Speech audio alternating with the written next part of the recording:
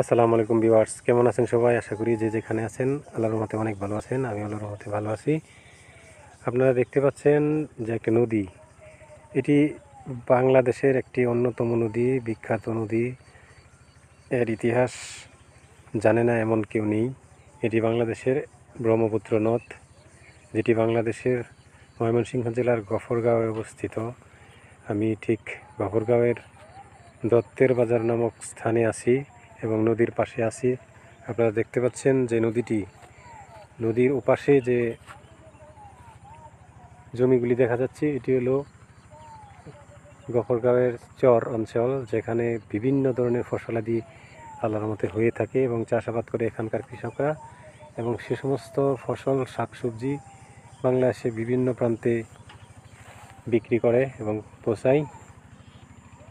দেখেন নদীটির প্রশস্ততা এখানে তেমন নেই, একবারে শুরু হয়ে গেছে নদীটি।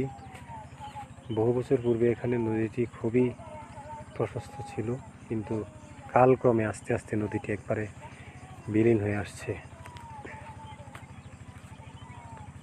এখানে একটি পারাপারের খেয়াঘাট, এই খেয়াঘাটের মাধ্যমে এখানকার লোকজন বিভিন্ন দর্শনার্থী ওপারে যায় এবং আসা যাওয়া করে, এবং এখানকার লোকজন ওই চরাঞ্চলে চাষাবাদ করে।